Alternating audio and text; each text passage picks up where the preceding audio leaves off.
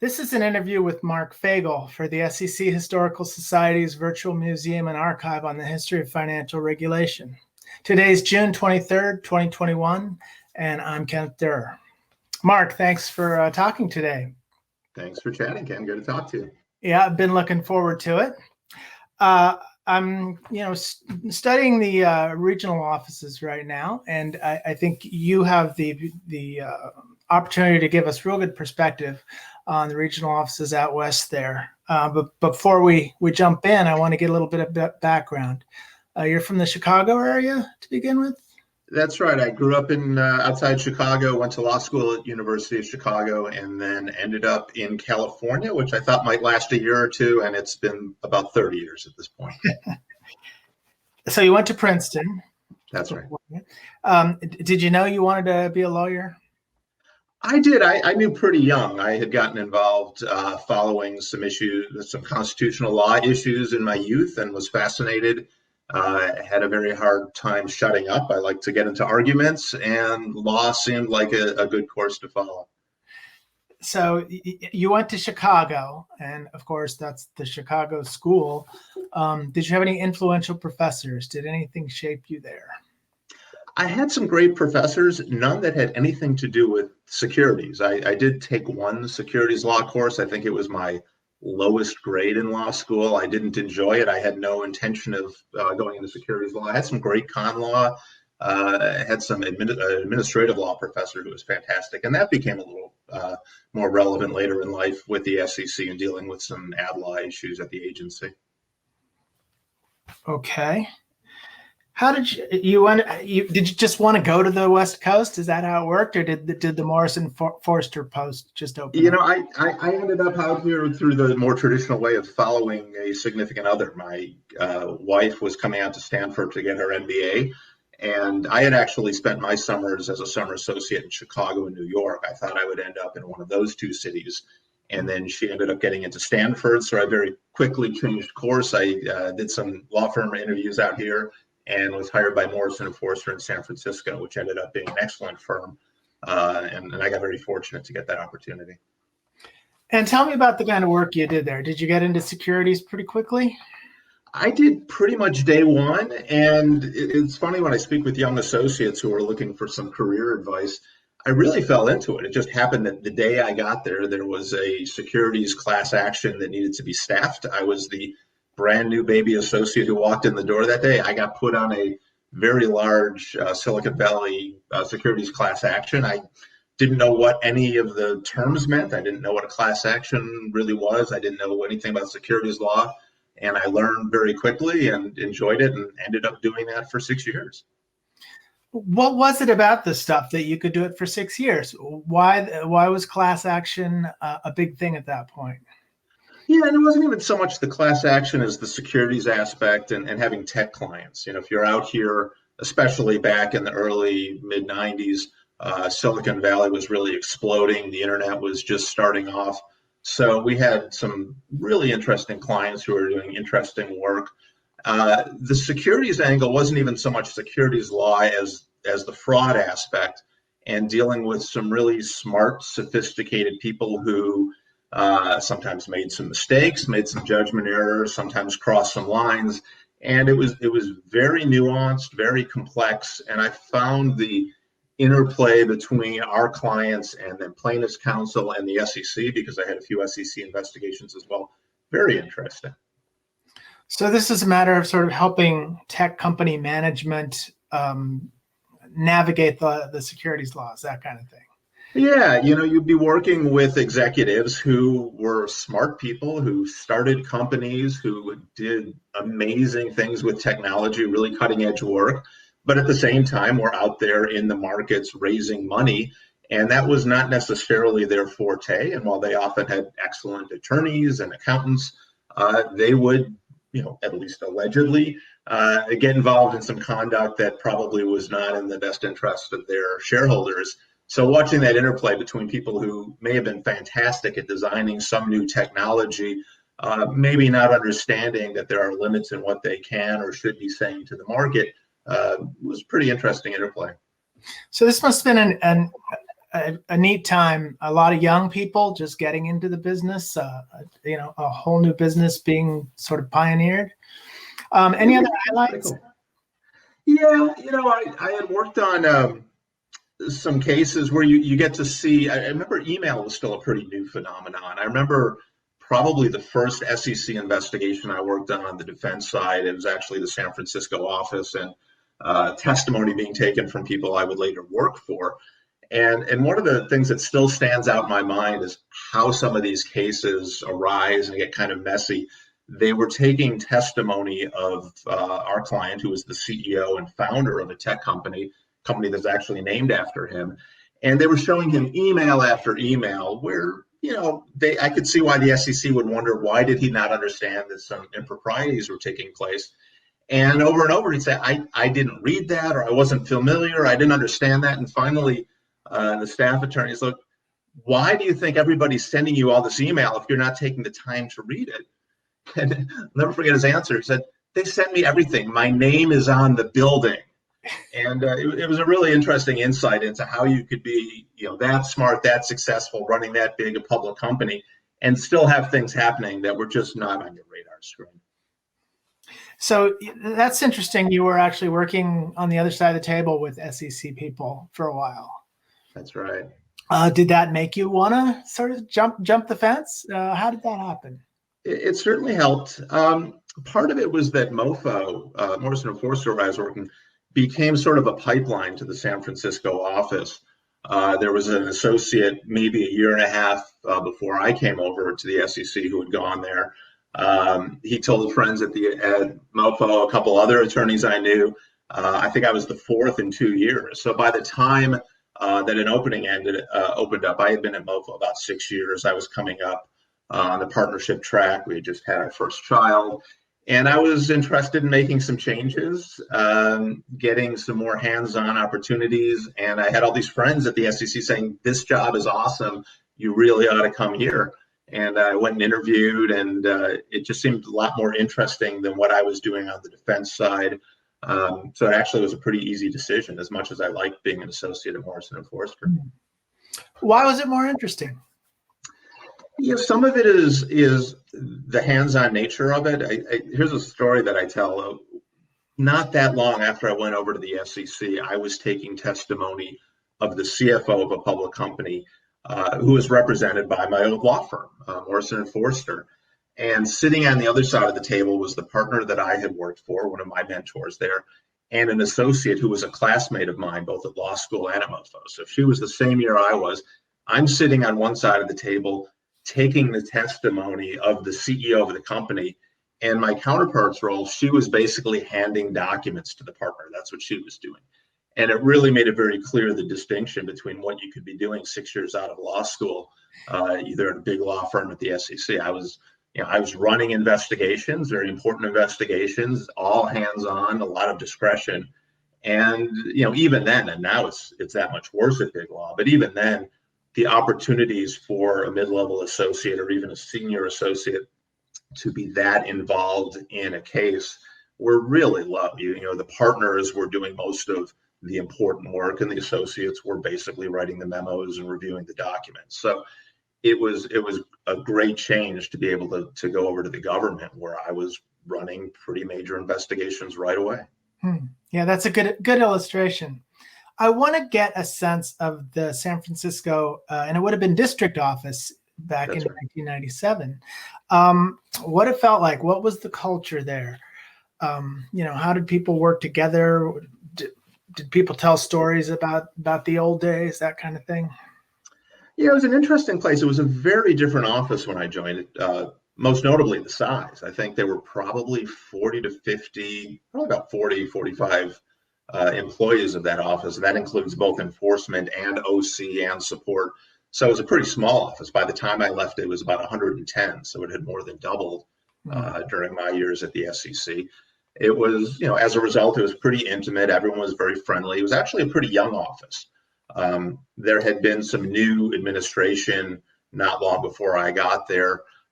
David Bayless was the regional director, but he left soon thereafter. Helene Morrison had been associate or the assistant director for enforcement and then regional director. or I guess district administrator at the time, you would call her. And Helene especially really professionalized that office, I would say. It was a pretty sleepy office. It didn't have much of a presence in the Bay Area. I mentioned earlier this associate who had gone there for Morrison Foerster a year or two before I had. And I still remember when he had gone there, the partners were really dismissive. Like, why would you do this to your career? Go to the SEC. By the time I went there, and again, it's only about a year and a half later, I didn't get that question. It was pretty obvious why someone from a big firm who was on partnership track would want to make that shift. It had really started to change in terms of its visibility, its professionalism. So there had been a lot of hiring around the time I got there, all big law firm refugees with some experience, a very smart office, and the sort of cases that they started doing as the tech industry was coming under scrutiny. A lot of big Silicon Valley cases also helped the reputation. So it was really in that state of evolution when I arrived, between being this little backwoods government office to becoming a pretty prominent government office, both in San Francisco and in the SEC's national program. Yeah, and speaking of backwoods, I mean, it would have been under the LA regional office at the time you came in. That's right. And was there reporting? Did you report down to LA, or how did that work? We did, and you don't want to complain about it too much, but it was definitely one of the more frustrating aspects of the structure at the time. The concept of us being a district office that reported to the regional office of LA.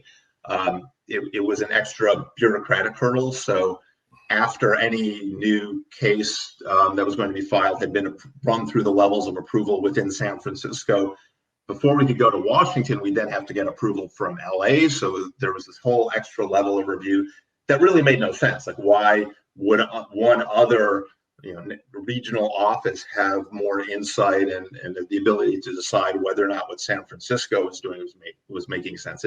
It was a very silly and unnecessarily bureaucratic structure. The other frustrating aspect is that because we were the district within a region, the region controlled resource decisions. So anytime Washington said, well, we're going to give the LA region another one or two attorneys so they could grow, LA would decide, well, are we going to keep these? Will we let San Francisco have one? And not surprisingly, LA kept most of the resources. So pretty much throughout my tenure, LA was almost or more than twice the size of San Francisco. And historically, that might have made some sense. I think when LA was more of a financial center and the San Francisco business was more focused on traditional financial services, maybe that made sense. By the mid-90s, when Silicon Valley was in full bloom, when a significant part of the agenda for enforcement had to do with tech companies in the Bay Area, the fact that LA was still taking two new slots for every one that would go to San Francisco didn't make a lot of sense. So there was a lot of frustration with the whole regional district structure at the time, for sure. So you started out as an enforcement staff attorney, right? Right. So are you reporting to the Division of Enforcement on a regular basis? How did you reconcile that sort of? You're in the regions, but you're also in enforcement. Yeah, at the time it was fairly, we had some autonomy. So for most of the course of a given investigation, the staff attorney and the branch chief would do the heavy lifting. We didn't have a lot of interplay with DC on most cases.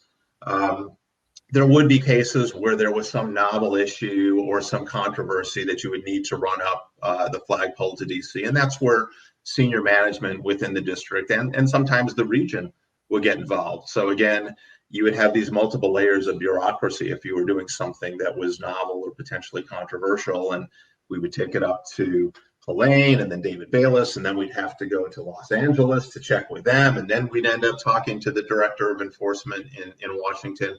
So it was bureaucratic. Once we became a region, at least we were able to remove that one step of talking to LA. But working with the home office was always something that had to happen on certain cases. And as I became more senior within management, that increasingly was a larger part of my job. So I want to talk about some of those novel cases, but before we do, I want to talk about some of the less novel cases. Sure.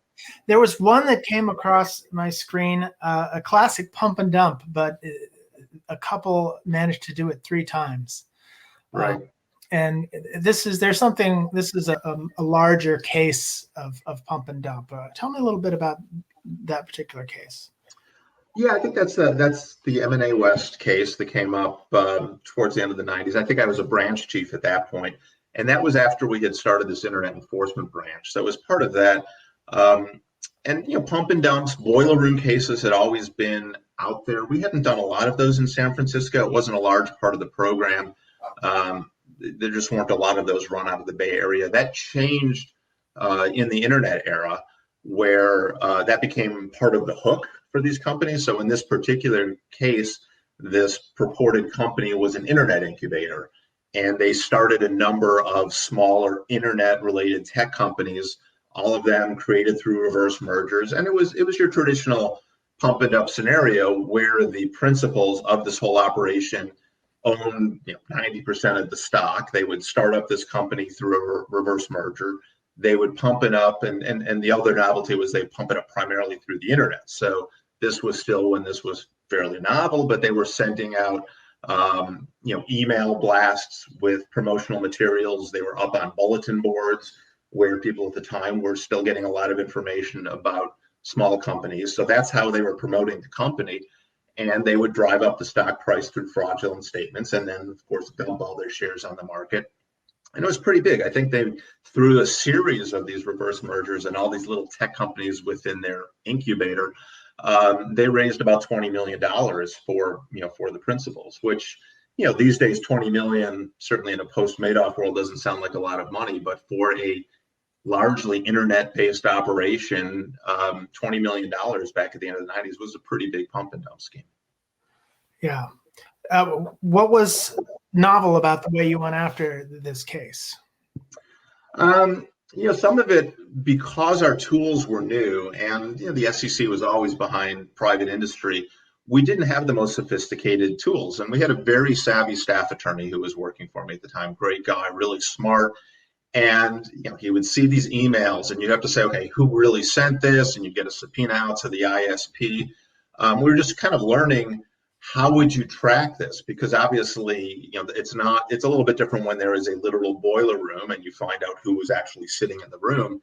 Here, it's various anonymous actors and stock promoters, several layers removed over the internet. So you'd have to track these emails, you'd have to track these bulletin board posts and figure out who was responsible. And eventually, it became a traditional investigation. Okay, how were those people compensated? You get the brokerage records, and you pretty quickly realize that all of the people who were responsible for this pump and dump were the same people who controlled all the shares and were making all the money. But it was at the time, we didn't really have the sophistication. It was very complicated to try to trace all of these statements and put those together with the people who were making money. So you were given leadership of the Internet Enforcement Branch then. Right. And I take it the idea here was to develop the expertise, to figure out how to keep up with these changes. That's right. It was a DC initiative. I give a lot of credit to John Stark. John was in enforcement at the time and was sort of one of the more tech sophisticated people at the SEC. And I think had a lot to do with identifying this as a growing issue. Again, we're talking late 90s. The internet, as you and I know it, really didn't get started until the mid 90s with browsers. So we're only a couple of years into it. It was still fairly novel, and very quickly, of course, any new technology is going to be abused. And folks in DC realized that this was going to be a source of securities fraud. So they had put together, centralized from DC, this initiative to create a branch. I'm not sure in every regional office, but a number of them, and certainly San Francisco, where there was so much tech in the sense that there would be a lot of internet-related fraud.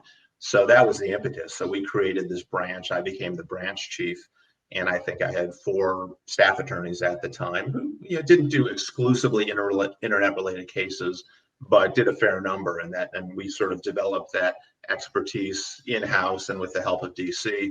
So we'd be able to do more sophisticated cases than were being done at the time.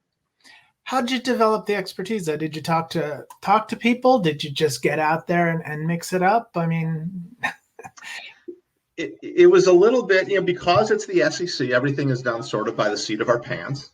The folks in DC would put together some trainings, would help, show us the tools and how we would go about finding, who was responsible for sending out spam, who is responsible for bulletin board posts, and really teach you how these things worked, how to obtain that information.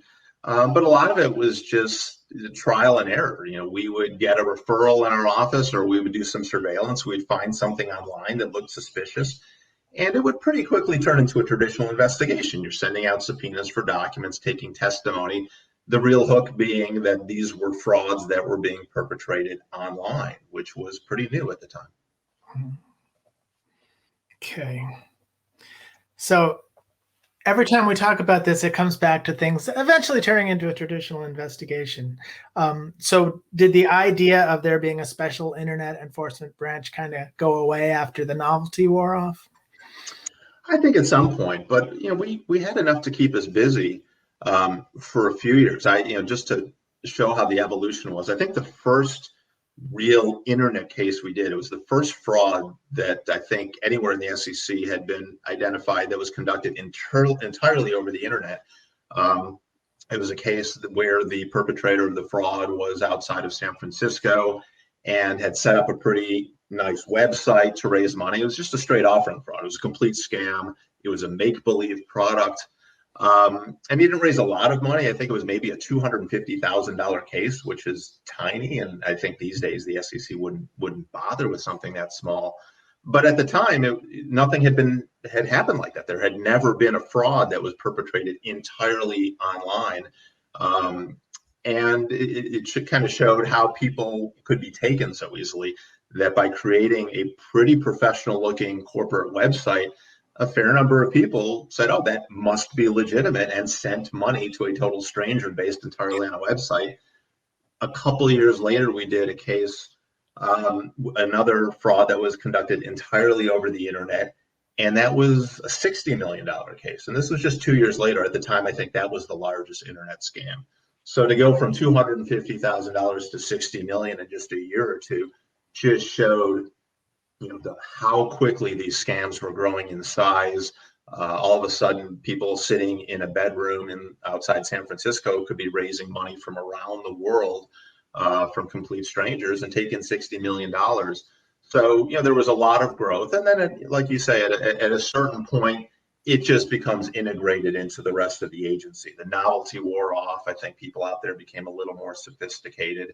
And then, of course, every case was an internet case at a certain point where, boiler rooms sort of ceased to exist. There may be some out there, but for the most part, all pump and dump schemes were conducted largely online, and there was no novelty to that.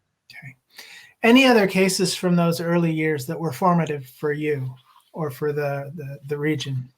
One of the ones that was sort of entertaining. It wasn't really that technologically sophisticated, but it kind of gives some insight into how easy it was for some period of time, and probably still today, to cheat. Something we called the Dr. Mitchell case. And it was a fax that showed up around the country one day where people got a fax from an investment advisor addressed to Dr. Mitchell. And it was this little handwritten thing on letterhead from a make-believe investment advisor. It was like, Dr. Mitchell, it's me, your advisor. I'm sure you remember how well we did with Google. I've got another one for you. You really need to get into this penny stock today. And it looked like it was a misdirected fax that showed up on people's fax machines. And a shocking number of people saw that, thought that they had just won the lottery, that they got this investment advisor, sent them investment advice by accident, and bought this penny stock. The guy raised a few $1 million overnight by doing this. Unfortunately for him, one of the fax machines he had sent it to was ours in the San Francisco office. So we opened the investigation. We were able to track him down eventually and brought the case.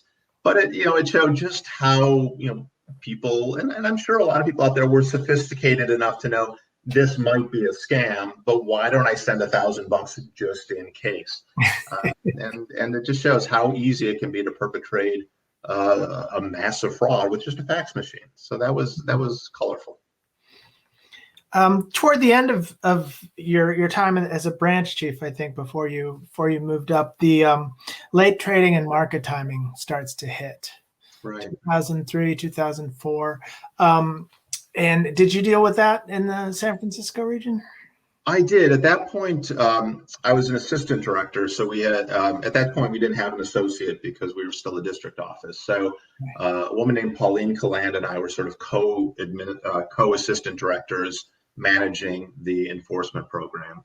And we each had a number of these. We had a dozen or so of these late trading, market timing, mutual fund cases that were being conducted nationally across the SEC. So we had a few in the Bay Area that the two of us split up.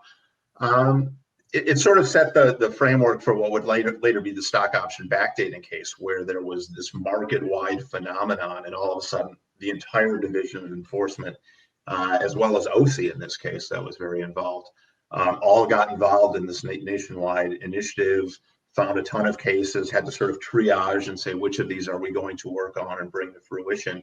And a large number of the staff were all of a sudden deployed onto this one series of cases.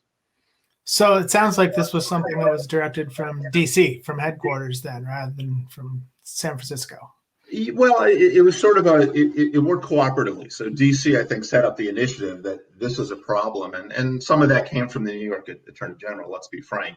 Spitzer, I think, did more to break this open. And I've got mixed feelings about that. But the New York Attorney General, I think, had sort of jumped on this. The SEC realized this is something we need to be doing. But DC doesn't have all the resources. So it was really, directing it out to the regions where we have the OC staff. So we've got the examiners going out to the registrants in our area to look for issues, and then enforcement gets involved as OC is helping to identify particular mutual fund complexes in our region who have late trading or market timing issues. Okay. In your position, you're involved with enforcement primarily. But how much did you get involved with examiners? How much did you see of that other side of the shop? It varied from case to case when I was at that level. Obviously, when I was a regional director, I had responsibility for both halves. But when I was on the enforcement side, we got a decent number of referrals from our exam staff of investment advisors and broker dealers. And we worked pretty well. In San Francisco, partly because of our size, partly because we had a pretty open culture where you just walk down the hall and you're talking to examiners, it was less formal. My understanding from some other offices was that OC would work very independently. They would conduct their exam, they would find their deficiencies, and at the tail end, they would give an enforcement referral, and then enforcement would take over. And that certainly happens sometimes in San Francisco, but more frequently during the course of the exam, issues would be identified, the examiners, and they would speak to enforcement long before there was a formal referral to say, do you think that this is something you might be interested in? How could we help put this together, package it up so that enforcement would be interested in it? And that was something, certainly as I became associate director and then regional director, that was something I tried to work on to make that happen increasingly, because one of the more frustrating things that I would find in enforcement was when I would get a completed referral, when OC would have completed their exam, written up their deficiency letters, sent it to the registrant, and then sent a referral to me. And I'm left with something where either it was clearly not enforcement worthy, and I'd feel terrible that the examiners had spent so much time packaging up something that we were just not going to investigate, or it seemed interesting, but there were some gaps, some things that I would have liked to know that I thought the examiners could have done on the exam. They were better equipped to do than we were in enforcement, and I wish they had spent more time on. So it was always a priority for me in management to make sure that enforcement and exam were working together. So if it was something that might turn into a referral, the examiners were conducting their exam in a way to make that happen. About what % of the time would you say you had that working together taking place, and how often would you come up with this case where they just hand you something that was maybe not all the way thought through? It's hard to put myself back there. It was probably an even split when I was first starting. There were a number of times when I was a staff attorney and I would just be handed a referral from a completed exam. Over time, that changed. It was certainly a priority of mine as I moved through management to make that more of a fluid relationship. And I think certainly by the time I left, it would be pretty unusual for the exam staff to have a complete examination and just hand a referral to enforcement. That was, I'd be surprised if that happened at all at that point. Okay. So let's talk about your next step up the ladder then, moving up from the branch position. So Helene, Rob Mitchell had been the head of enforcement when I came. Helene Morrison moved up to district administrator. Rob Mitchell became her head of enforcement, the assistant. When Rob decided, actually, he stayed in the office, decided he wanted to get more involved in litigation. So he became a trial counsel. And Helene needed a new assistant district administrator to run the enforcement program. And she decided, as our office was growing inside, that it would be a divided position. So I was promoted from branch chief to assistant. And then someone from the defense side, Helene knew, I mentioned Pauline Callan, came in from the outside. So Pauline and I were the co-assistant district administrators for a period of time. Eventually, Pauline moved to Washington and I was the sole assistant and then associate director. So we divided that position up, and each of us had a number of branch chiefs who were managing the staff attorneys. Okay. Did you divide up enforcement and examinations, or are you both doing enforcement? This was still strictly enforcement. So we had the two of us as assistant directors for the enforcement side, and then she had two assistant directors on the exam side, similarly managing branch chiefs and examiners. Okay. And I suppose at this point, your involvement in actual cases starts to taper off a little bit, and you're looking more broadly at things. That's right. I think the staff attorney, as I mentioned, the real appeal of that job is you are running the day-to-day investigations, or the with an accountant sometimes. And the branch chief was pretty hands-on in our office. So most stages of an investigation, the branch chief would be very involved. Most, for example, testimony, it would generally be two people in the room, and it's still generally two people in the room at the SEC. So it'd be the staff attorney and the branch chief. When I became assistant director, and certainly later as associate, you are a level removed. You're not in the room for the day-to-day. You're not making the day-to-day decisions on who gets subpoenaed and who's brought in for testimony. So it's more decision-making. Should we open this investigation? What are the charging decisions going to be at the tail end? Sometimes in between, obviously, you'll get involved for some discussions about how are things moving, how can we expedite it, is it worth keeping this investigation open, should we close it? But the assistant would get more involved towards the tail end when you're making charging decisions, who will or won't get sued, what sort of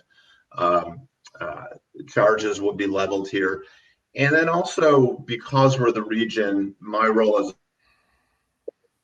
things happen in Washington. Earlier that non-obvious cases where there was some novel issue or some sort of controversy, something that was going to be potentially problematic, we would want to work with DC early on to make sure that they were in the loop, to get their guidance, to work with some of the rulemaking divisions. So if we had a complicated market timing case, for example, we'd want to talk to investment management. What do you think about this? Is this viable? Is this not? And my role as an assistant was increasingly to work with Washington and help our staff attorney and branch chief put together an investigation that was going to go smoothly through the approval process in DC. Okay. Now, around this time is when the options backdating phenomenon starts to arise. And I want to spend a little bit of time on this because you were right smack in the middle of it. Right. And this was headline stuff for a couple of years. Tell me when this first arose. Yeah, I'm trying to think about it. We had one investigation ongoing, and this was, I think, the first one that was brought involving Brocade, which is a Bay Area tech company. And I'm trying to remember. I'm pretty confident that case came in the door before option backdating as a phenomenon was known. It was before these academic and journalist reports were put together. So it started out as more of a traditional financial fraud investigation, where the staff was taking a look at a company where there was this allegation of backdating. It was one of those situations where it's really good to have smart people in the office, and I credit the staff accountant that we had working on that investigation for elevating the issue.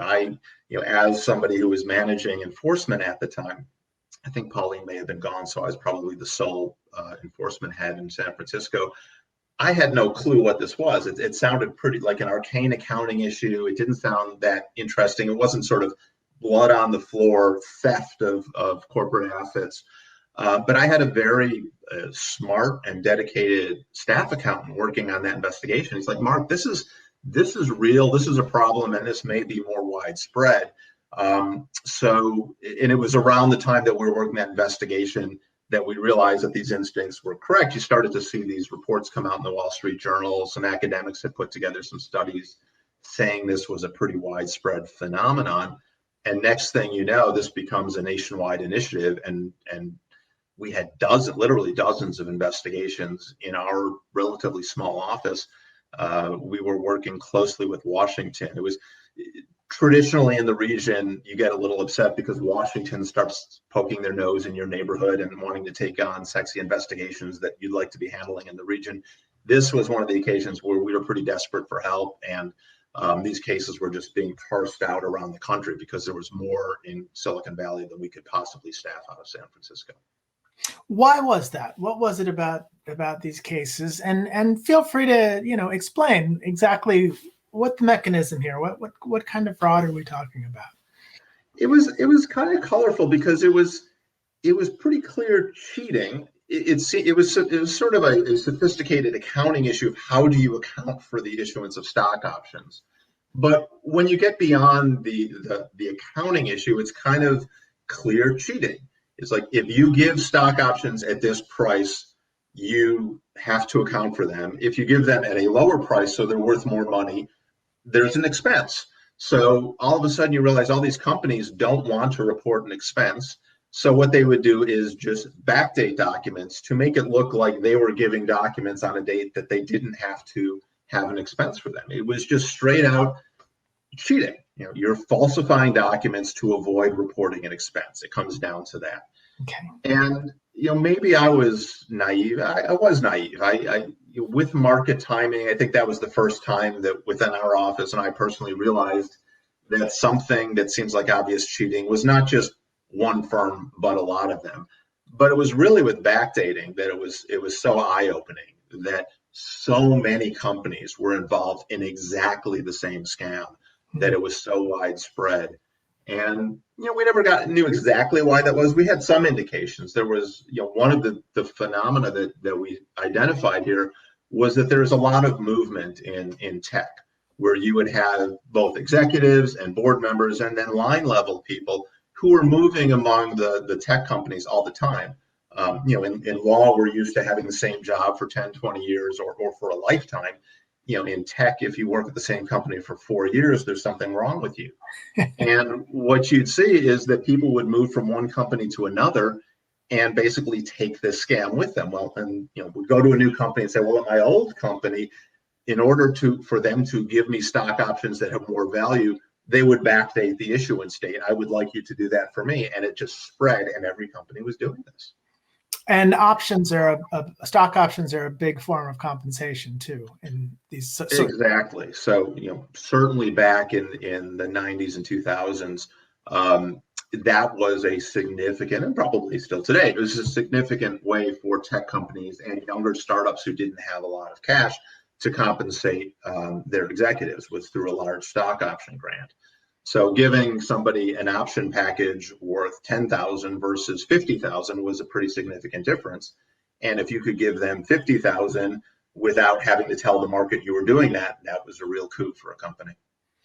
Was there a particular case that you felt was notable among these that you were working on at this time?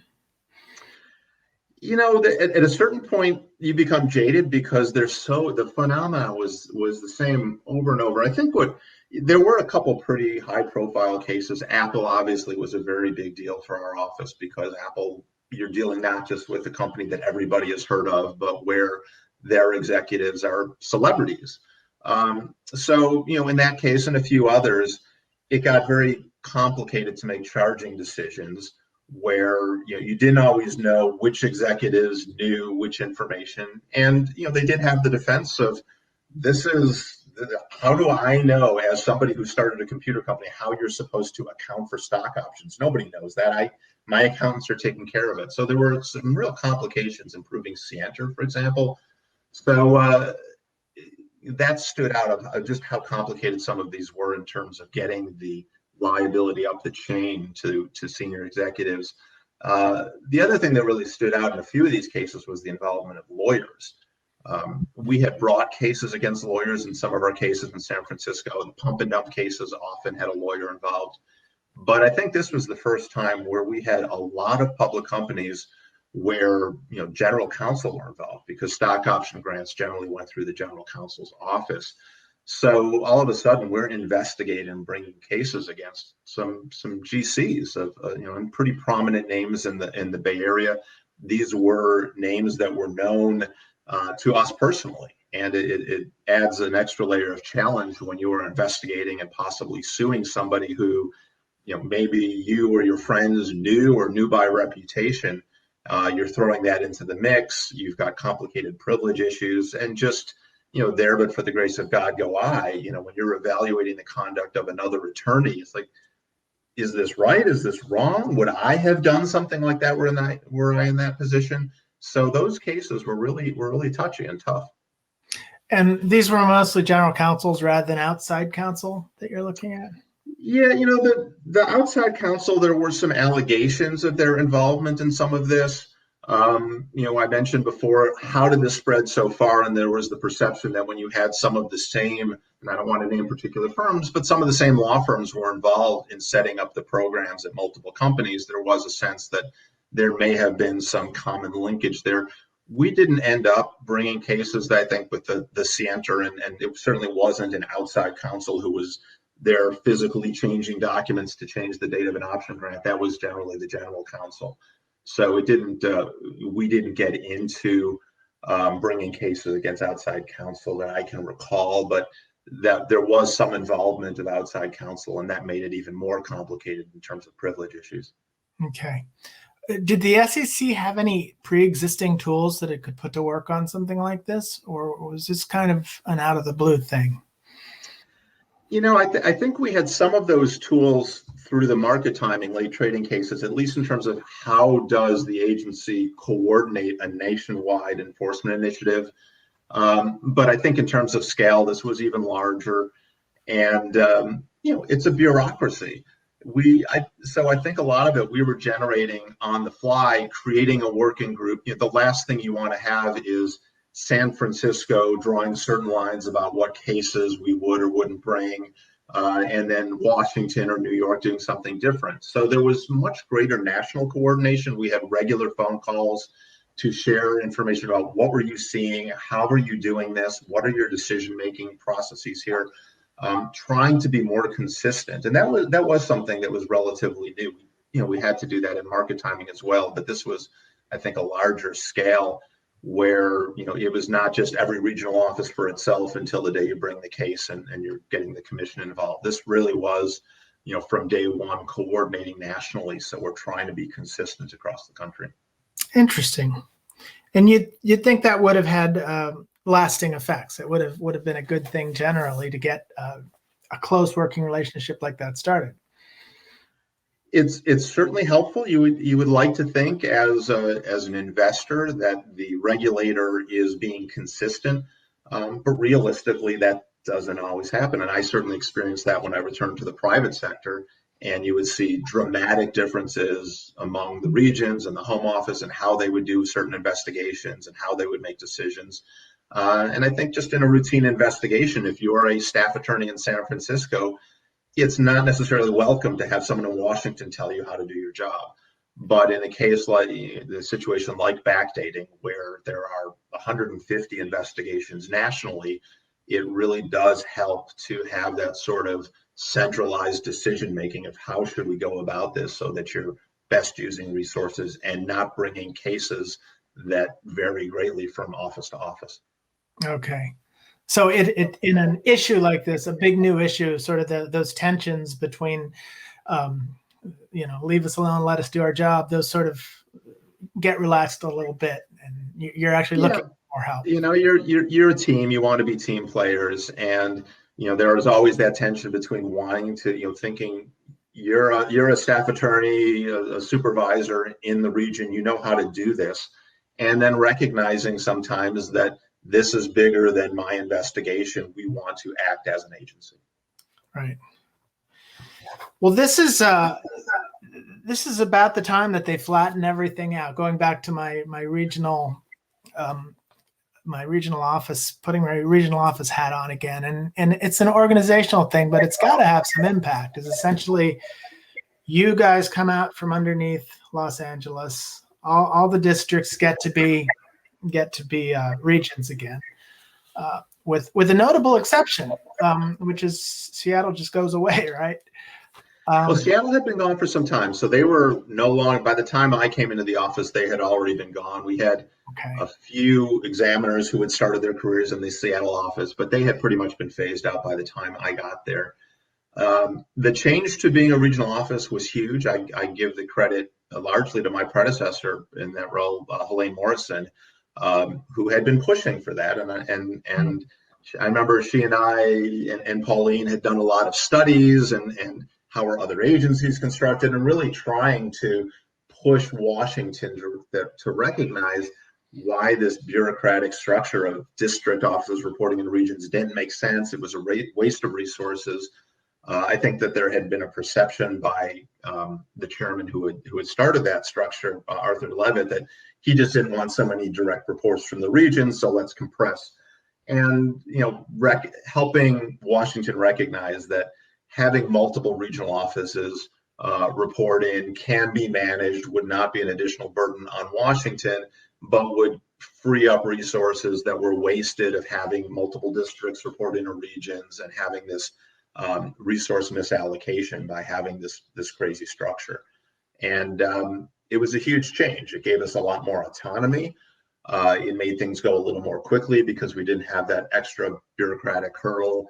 It also gave us more room to grow in San Francisco, because when Washington was making decisions about how to allocate new staff positions, I think they could be a little more objective in parsing those out. So San Francisco grew dramatically, both in terms of enforcement and examination staff. And we also put in an extra layer of management, which then was removed a couple of years later. But so it sort of did increase the bureaucracy a little bit within the office because we grew so quickly and had some added management. But it really was freeing for the most part to be a region and not be thought of as a backwater under LA. Right. So it sounds like the commission had probably been getting this kind of pressure from lots of the district offices. That's right. Yes. Okay.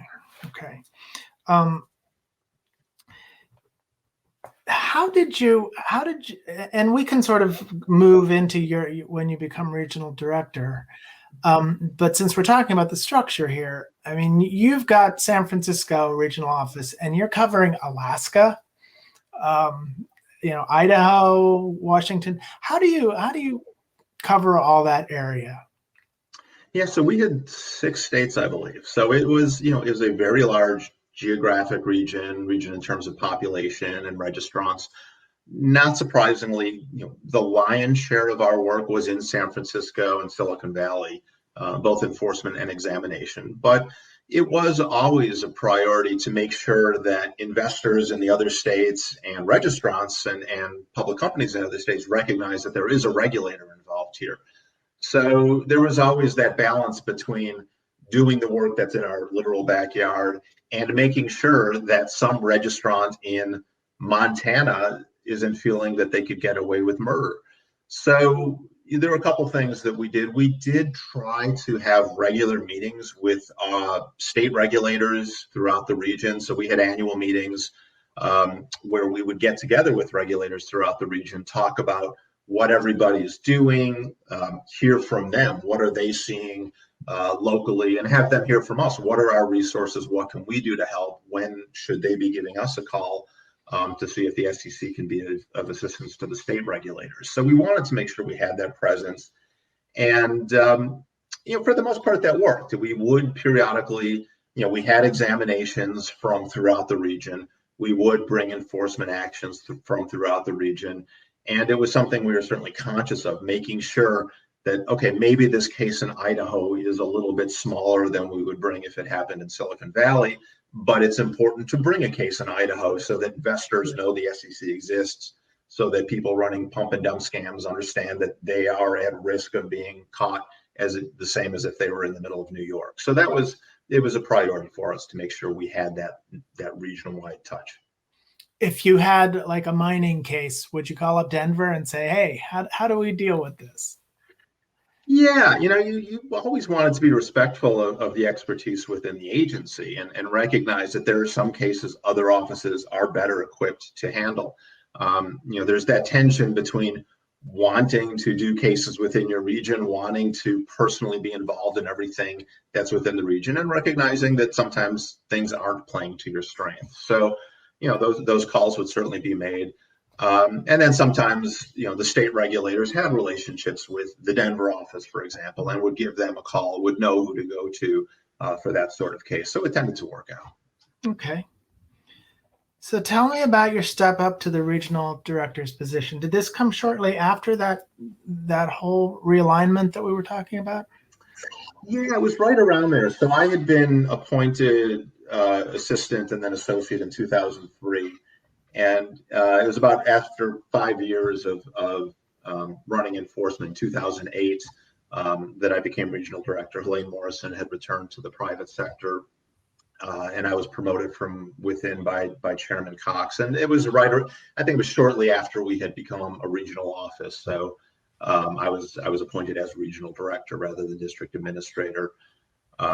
At the same time that the LA position had changed. So there was a new regional director, Roz Tyson in Los Angeles. We were both appointed at the same time. So we had a very good working relationship that helped. We were both kind of coming into that position at the same time, could talk to each other about the sort of things that we're dealing with and work well together that way. You've been there for a while and you'd worked your way up. So you knew what the place looked like, but what, when you're in the director's office, what did you see that you said, so now this makes sense, or oh geez, now this makes sense? I mean, sure. What were some of the new things you saw that you maybe wanted to fix, or that you wanted to do better or do more of? It's an interesting change because throughout my career path, I had been enforcement. Regional director is no longer enforcement. It's basically 3 jobs. So you're running enforcement, you're running the exam program, and you're running a physical office. So you basically all of a sudden wearing 3 hats. And enforcement, I knew, I was comfortable. I had, when questions came to me about enforcement, I was pretty comfortable making decisions. And I had an associate director, Michael Dickey, who took my old position as associate director, who I was very close with, who I was pretty confident could run that division very well.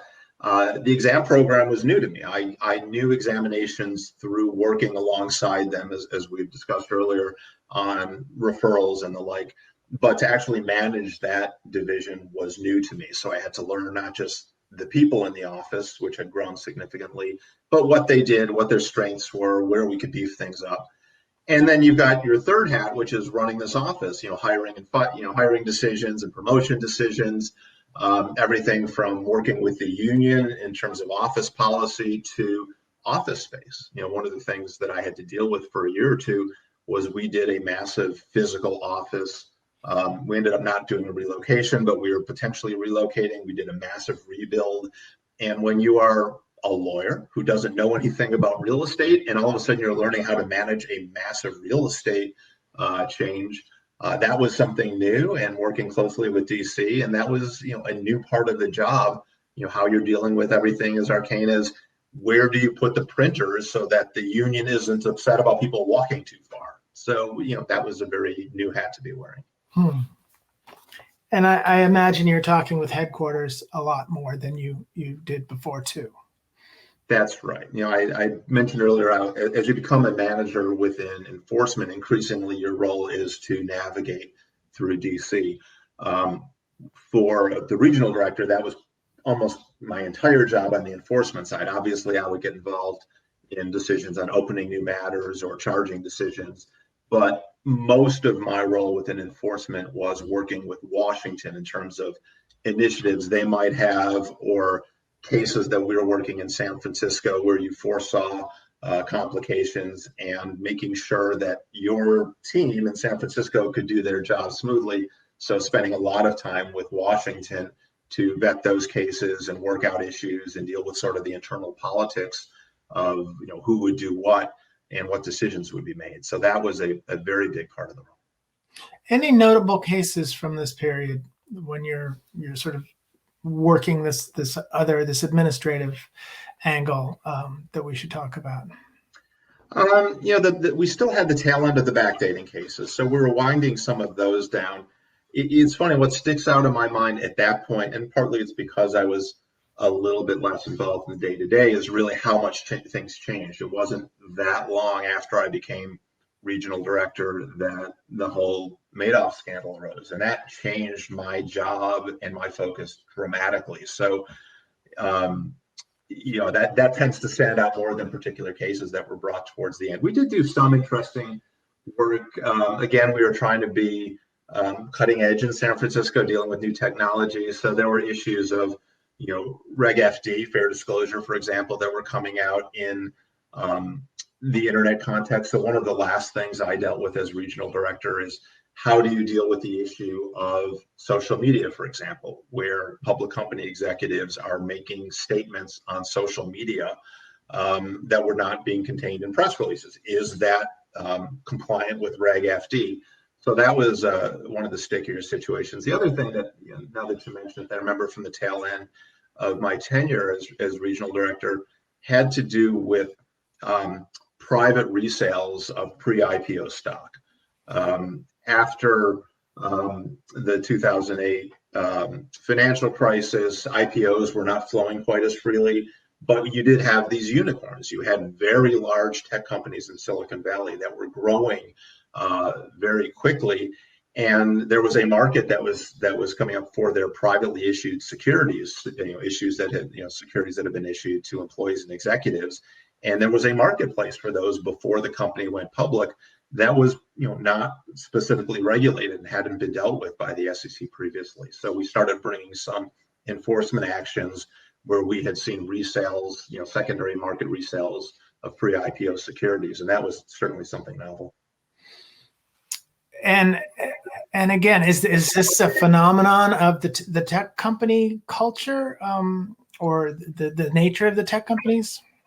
Yeah, I think it's, it's not unique to tech companies, but it really was, if you think about, if you were to ask somebody to name the the pre-IPO companies they've heard of, they're largely going to be tech companies at the time. You're going to be hearing about Facebook before they're public, and Uber and the like.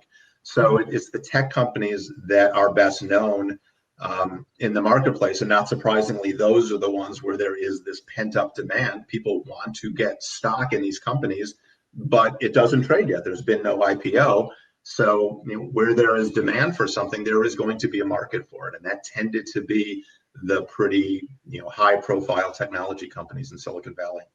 So pre-IPO, that's people trying to acquire this stock before it's offered publicly, or how does that work? Exactly. So once there is an IPO, if you want to buy Google stock or Amazon stock, you call your broker, or you just go online and you buy the stock. If you want to invest in Facebook stock and Facebook is not traded publicly yet, how do you do that? Well, you have to, this company is interesting, they're growing fast, you think it's going to be worth something, but there hasn't been an IPO. You can't just go to your Ameritrade account and buy the shares, but you want them. So what do? Well, you find people who work there who've been granted options, and you say, is there a way you can purchase the shares that they have? and a marketplace grew for these sort of secondary shares, which is very complicated. It wasn't being done out in the open, so it was harder for the SEC to have visibility into whether there were violations of either registrations provisions or anti-fraud provisions. So, it was much harder to police that area. Okay. Yeah, I mean, I guess first off, you have to figure out where it exists. Right. There's no formal market out there. There's no.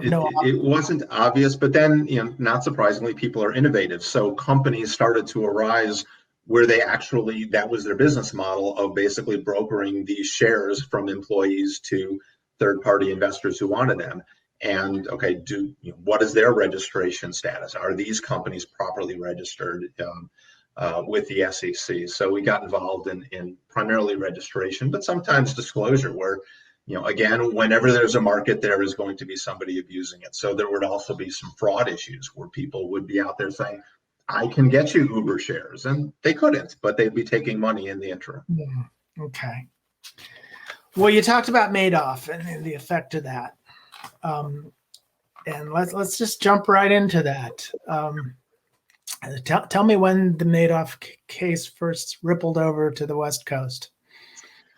Yeah, I still remember there was a meeting of senior management in DC, and I was so all of the leadership was physically in Washington when the news first broke in the home office that Madoff itself reported this multi-billion-dollar scam.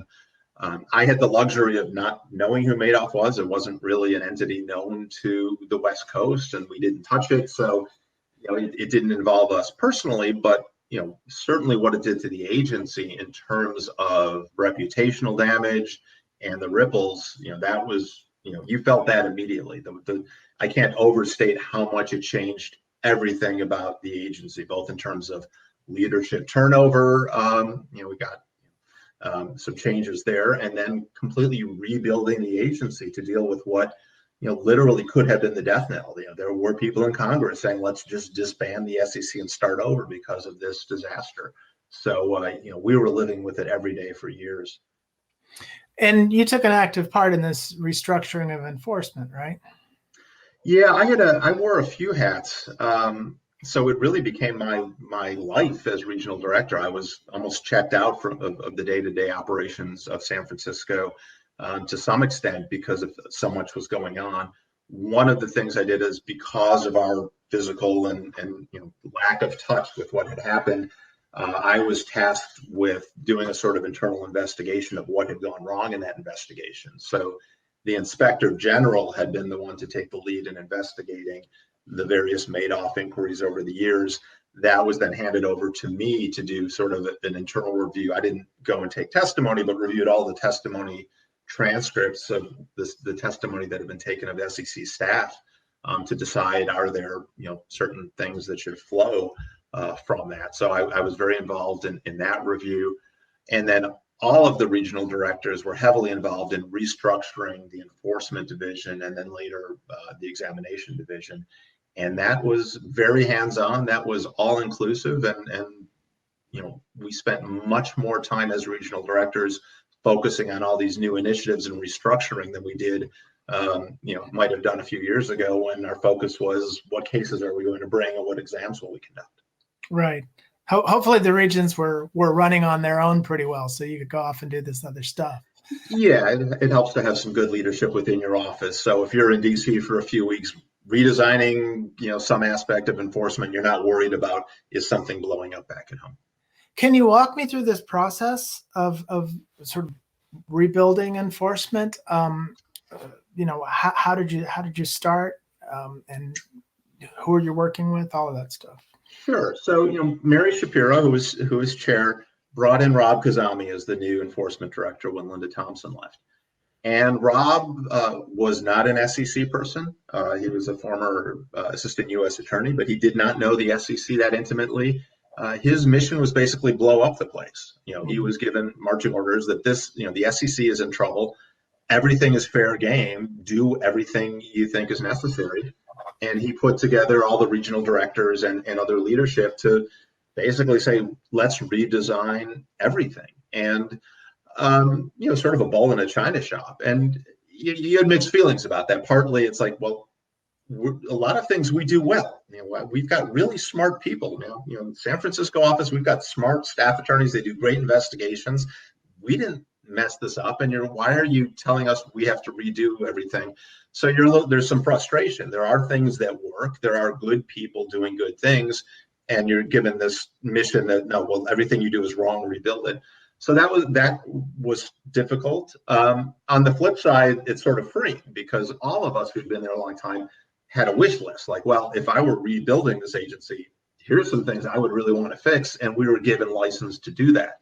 So there was that balancing act of Rob Kazami coming in saying, let's redo everything. And some of those made sense. Some of them were a little harder, and kind of helping him restructure what's going to work, what's not going to work, recognizing that everything is fair game, and you really have this, let's save the SEC mission. Do you remember any of the things that were on your list as far as reinventing? Sure. One of the things where I was probably most involved, and it's sort of inside baseball, but it had to do with formal orders. So one of the many things on the wish list was, okay, how do we make investigations move more quickly? And one of the frustrations for all of us who had grown up the agencies was the difficulty of just getting a formal order. And you can do an investigation without a formal order. You can pick up the phone and call witnesses and ask for documents. But if you wanted subpoenas, if you wanted to compel people to produce documents or show up for testimony, you needed a formal order, which meant you'd have to write a memo. You'd have to send it to Washington. The 5 commissioners would have to vote. And there had been a loose process where one commissioner could be delegated the authority from the commission to make that approval. But still, there was this bureaucratic process, and it could take a month or two just to get a formal order so you could send out a subpoena. And it made no sense. It's not like the commissioners ever said, no, you can't have a formal order. We always got a formal order. The commissioners would never say, no, we don't want you sending subpoenas out. But it was just this nonsensical hurdle. So one of the things that was put in front of Kazami is, let's get rid of that process and make it quicker. And this is something where I give Kazami a lot of credit, and Mary Shapiro, because when we were proposing this, I'm like, this is never going to happen. The commissioners will never give up their ability to decide and see every case before it becomes formal and make that decision. And Rob's like, no, let's propose it, make it happen. So I worked very closely with Joan McCown, who was in the chief counsel's office, and the two of us really put together all the procedures. How would this work? How would you delegate this authority to the regional directors and the director of enforcement, Rob Kazami? So each of us literally had a rubber stamp. So if a staff attorney came into my office in the morning and said, we need to send subpoenas out, we're getting stiffed by somebody, or we need it from an internet service provider where you needed to have a subpoena to get documents, rather than say, okay, write a memo and in 2 months we'll have a formal order. That afternoon, I could literally stamp their formal order request and we'd have subpoenas out the next day. So we wrote up all the procedures, and Rob got that in front of the commission and they approved it. We got this delegated authority, and all of a sudden formal orders would happen overnight rather than 2 months. So that was a huge coup. Was that on a pilot basis to start with? Originally it was, and ultimately it was kept in place because there was this parade of horribles, like, oh, you'll have staff run amok and sending subpoenas to their neighbor because they're pissed off about something, which was silly. There's still oversight, and you're still not going to be sending subpoenas where you shouldn't be. And one of the silly things about it is, even under the prior regime, when you had to get a formal order from the commission, it's not like there was oversight of subpoenas. So yes, you'd wait 2 months, but then you'd have subpoena authority and you could do it. The staff wasn't told who they could or couldn't subpoena. So the thought that this would somehow free people up to run amok was really nonsense. Likewise, there was some concern, well, there needs to be some oversight from the commission early in the investigation to know what the staff is doing. And again, it didn't make a lot of sense for those of us who had worked there. When we sent up formal orders previously, again, the commission didn't get involved. They wouldn't say, why are you doing this investigation, or who are you going to subpoena?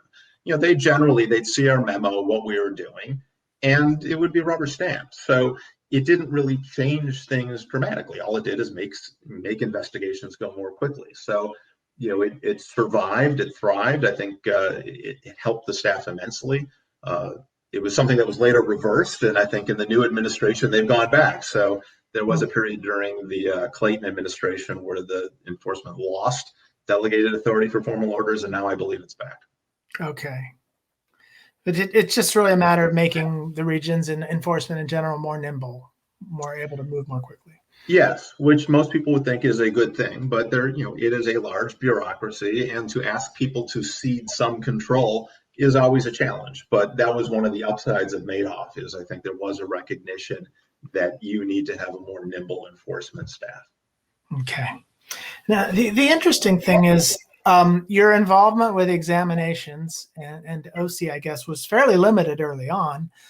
Clearly, you had to get involved when you were regional director. But you did something in terms of the national exam program, and I'd like to talk a little bit about that. Yeah, so like enforcement, there was some restructuring that went in. One of the issues that had come up with Rob Kazami enforcement is some greater centralization and specialization. And that was something some of us chafed with, and we all have our own feelings on specialization, on these specialized units. But that was one of the initiatives that a lot of us, as much as I had concerns about that and wasn't crazy about having these units created, when Rob said we're going to do this, then I worked with a couple of my fellow regional directors, and we put together these units. We made it happen. That was a big part of my job for a while. And towards the tail end of that, we had Carlo DeFlorio come in on the exam side, like Rob, wanting to blow the place up. And it was a similar thing where, okay, how do we centralize so that we're having a little more management and oversight of what's going on? And how do we specialize to make sure we in the exam program are able to work more complex, more sophisticated cases? So it was a similar process of tweaking the management structure and coming up with ways to be more sophisticated and specialized. And it's sort of a parallel change to both of those programs. Are you looking for, going to the level of looking for consistency on the exams? I mean, like making sure that everybody's asking exactly the same questions at exactly the same time? There was some of that. Yeah, there is some of that. That I had not seen that as much of a problem or an issue on the exam side, because I think with exams, the home office, my sense is home office had always had some involvement in setting priorities and standards. So it wasn't as dramatic a change, but there was a change to the nature of the registrants. And this happened right around the same time. And it had nothing to do with Madoff. It was more the financial crisis and Dodd-Frank, where all of a sudden hedge funds were a much larger part of the exam portfolio. So a lot of our examiners, and we had very sharp, very experienced examiners in San Francisco, but there's a big difference between examining registrants you've seen for 20 years or mom and pop shops and having some pretty sophisticated hedge funds and private equity funds that are all of a sudden part of our domain for examinations. So that's where DC started to play a bigger role, both in terms of having more training, more centralized management of here are the issues that we want you to look at if you're going to examine a hedge fund, and also providing more resources. So we were able to do a lot more hiring in the regions of people who had worked at hedge funds. Most of our examiners didn't have that personal experience in the private sector, and we were able to hire people who said, this is how these firms operate. We brought in someone with quantitative experience, which we didn't have it in-house. So if you're examining a registrant which has a quantitative trading model, we had somebody who could evaluate that. Does this make sense? Is it consistent with disclosures they're making to their clients? And a lot of that, again, was DC managing our resources so that we would be equipped in the regions to do a much different sort of exam than we had historically done. And I would assume that there's a little bit of gratitude here, because it would be daunting to just go straight into some of these big hedge funds, for the first time. So they would have appreciated DC's help.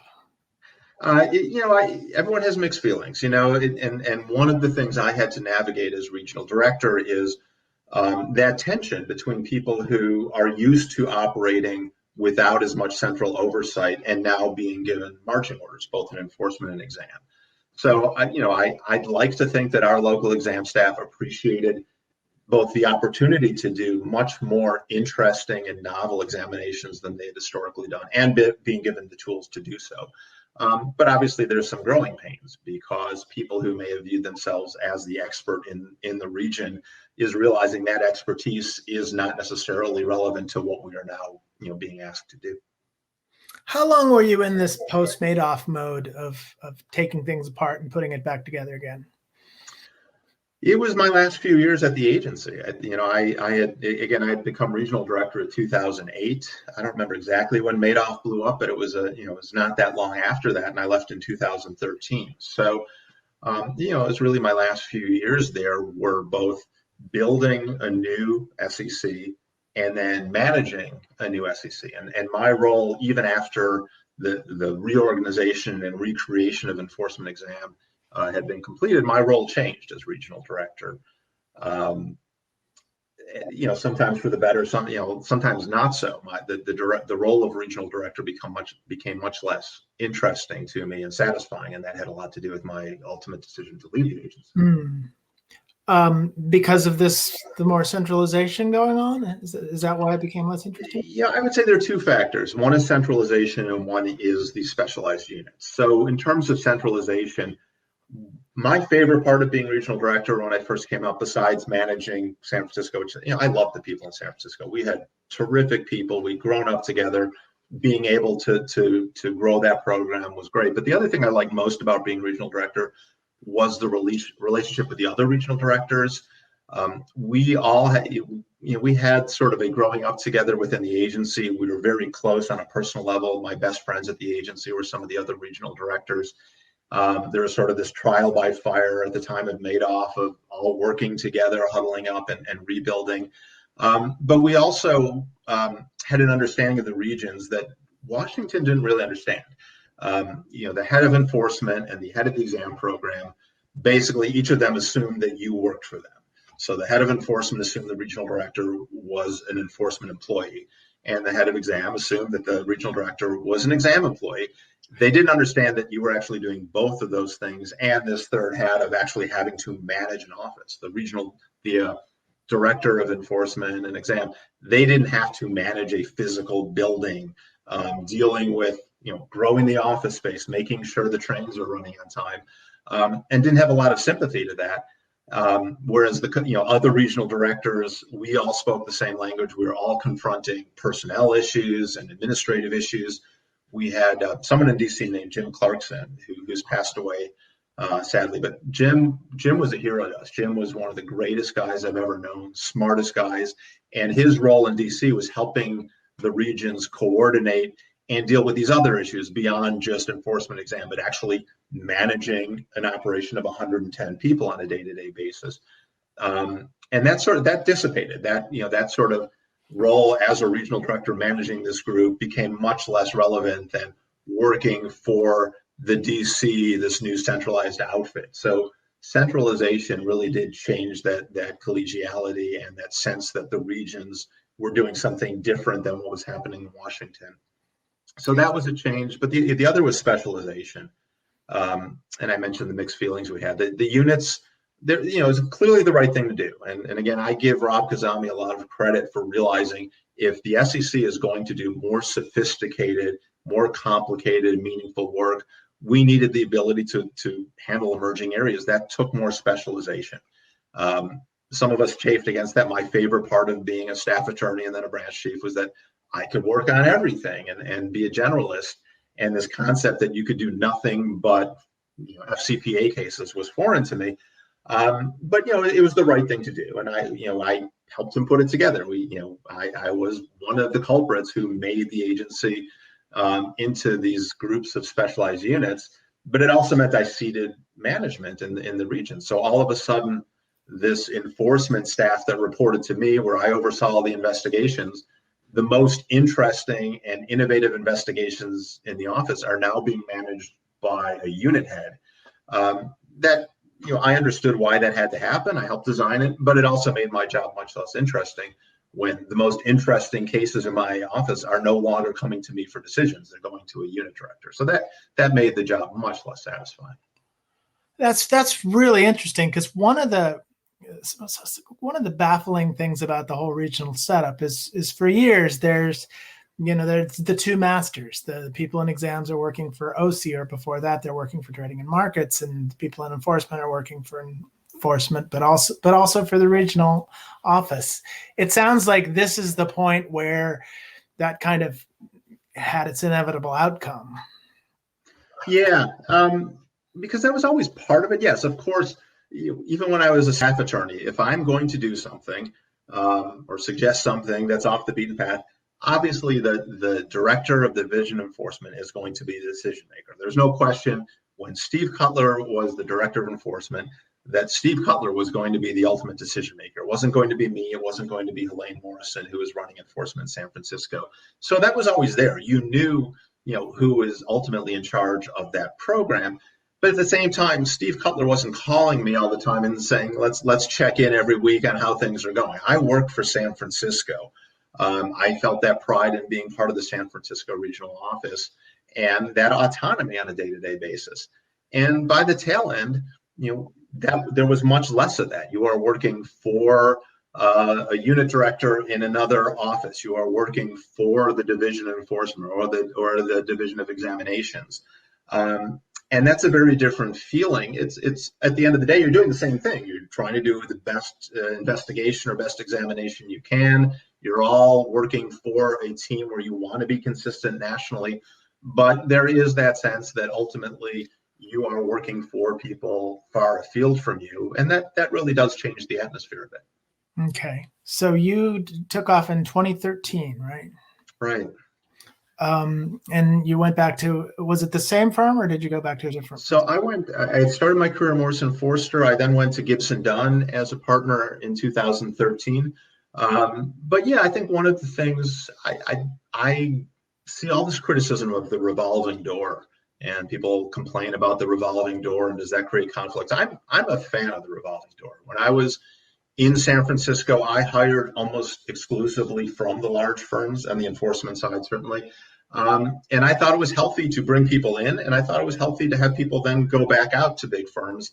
I thought it gave a sort of objectivity and fair-handedness, even-handedness, to have been on both sides. So I'm a fan of that, and I always thought at some point I would be going back out to big law on the defense side, and then after about almost 16 years at the SEC, some of which is I had done everything I could do. I rose through the ranks and I had tried everything, and short of moving to DC and becoming a political appointee, there was nothing new to do. Some of it was a little bit of burnout after Madoff and the reorg.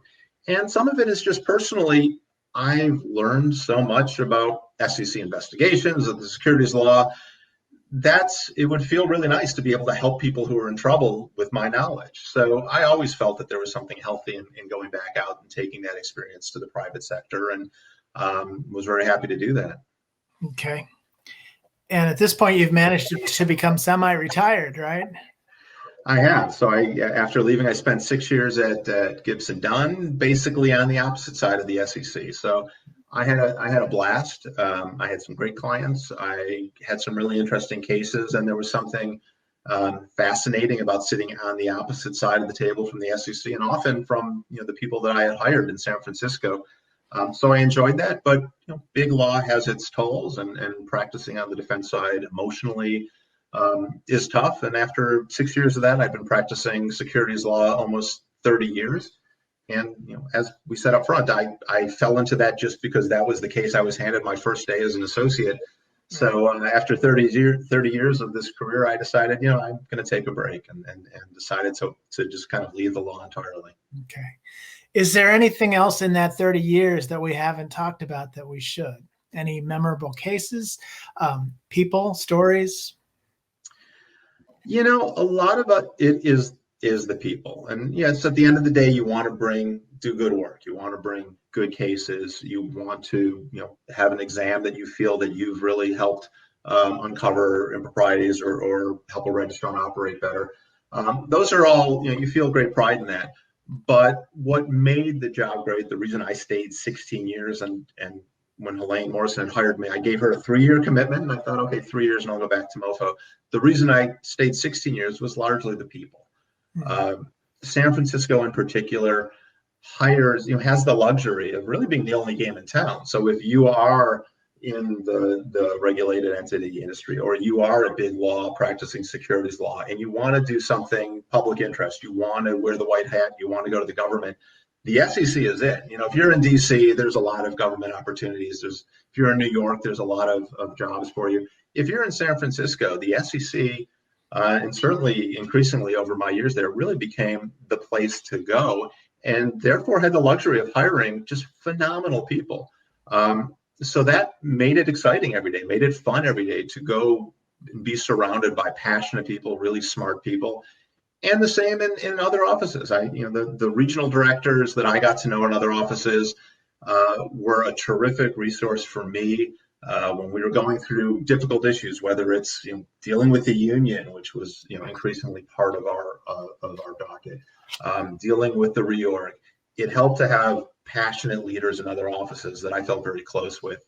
And then in DC, and the DC relationship can be a thorny one. It's a big bureaucracy, and you're trying to get your work approved by various factions and with different ideologies in Washington. That's tough, but you're dealing with people who are really smart and who are experts.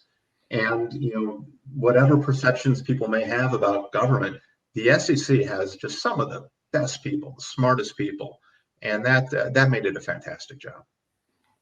Well, terrific. This has been a fantastic interview. I've had a lot of fun talking.